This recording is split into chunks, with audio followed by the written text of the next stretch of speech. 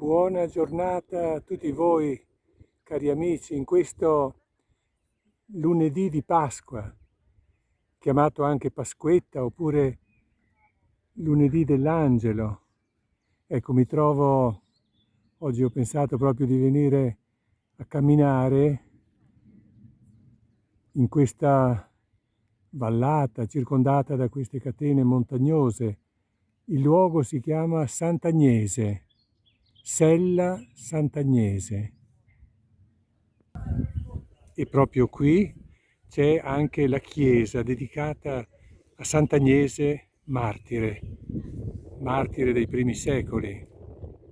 Quest'anno, il 21 di gennaio, sono venuto anch'io a celebrare proprio la messa in questo luogo, in questa chiesa. Oggi, in questo lunedì di Pasquetta, tantissime persone, anche perché la giornata è splendida. C'è un po' fresco, sui monti più alti c'è ancora un po' di neve.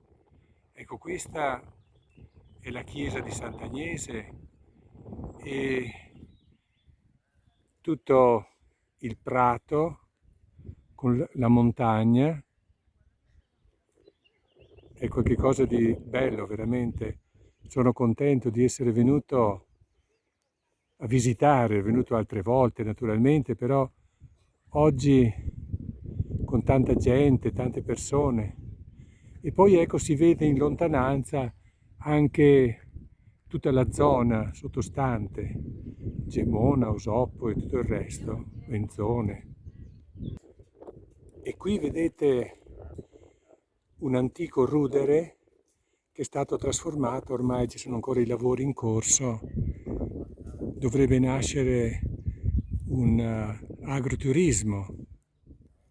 Sarà bello venire qui, trovare anche la possibilità di accomodarsi, di consumare qualche cosa. Ecco, i lavori stanno procedendo, ma è ancora circondato con una rete metallica, una rete di plastica, ecco, per indicare che i lavori sono ancora in corso. Ci sono anche degli abitanti, persone che hanno la casa, che hanno costruito qui la casa, e oggi naturalmente è il giorno giusto per venire ad aprire la casa, stare un po', passare la giornata in questa zona per respirare a pieni polmoni quest'aria fresca, quest'aria salutare.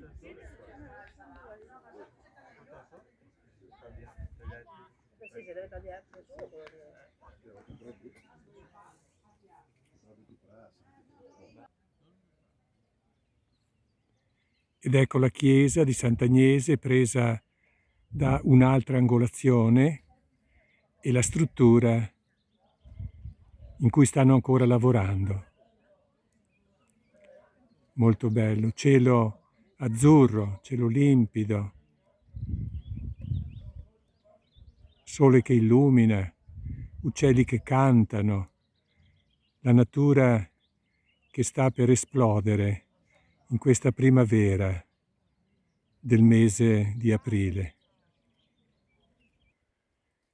Ebbene, da qui, carissimi, da questo luogo montagnoso dedicato a Sant'Agnese, in questo lunedì di Pasqua, con questo spettacolo di natura, in questa giornata stupenda di cielo terso, di sole che splende, uccelli che cantano, piante, erba.